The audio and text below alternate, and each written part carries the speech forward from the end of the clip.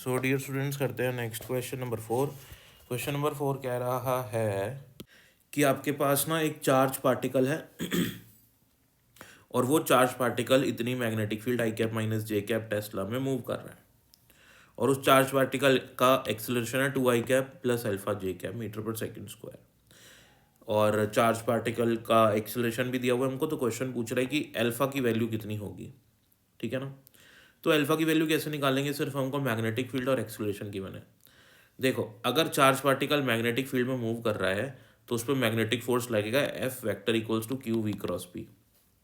यहाँ पे ये जो तीनों वेक्टर्स हैं, ये तीनों वेक्टर्स हमेशा जब भी कोई हमारे पास क्रॉस प्रोडक्ट आता है ना, अगर मैं वी को बी के साथ क्रॉस करूँगा तो मेरे पास एफ आएगा।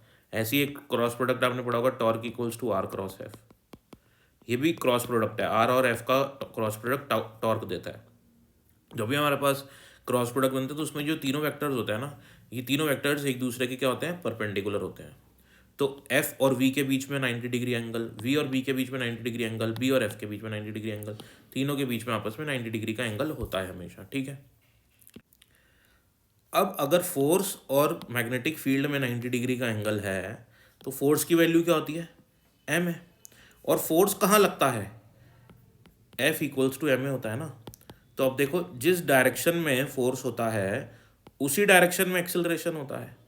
आई बात समझ में। अगर फोर्स इस डायरेक्शन में लग रहा है तो एक्सेलरेशन भी इसी डायरेक्शन में होएगा। क्लियर हुई बात। तो force and acceleration are in same direction.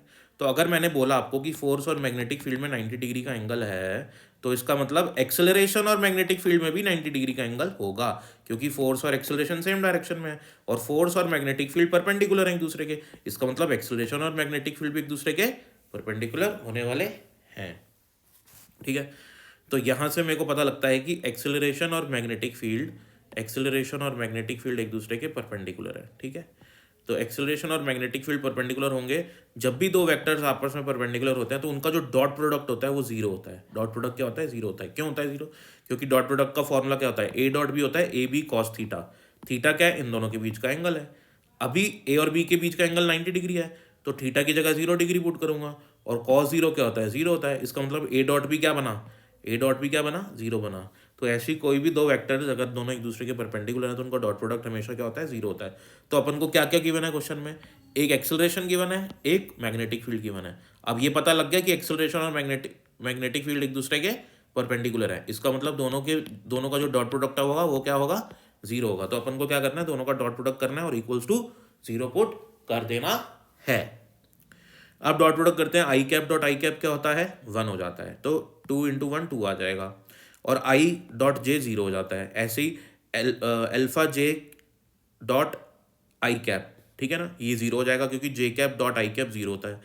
J cap dot j cap 1 होता है, तो alpha j cap dot j cap minus j cap, तो ये हो जाएगा माइनस अल्फा, क्योंकि जे डॉट जे -1 आ गया तो अल्फा माइनस अल्फा अपने पास आ जाएगा और बराबर 0, तो अल्फा की वैल्यू आ जाएगी कितनी, 2 आ जाएगी।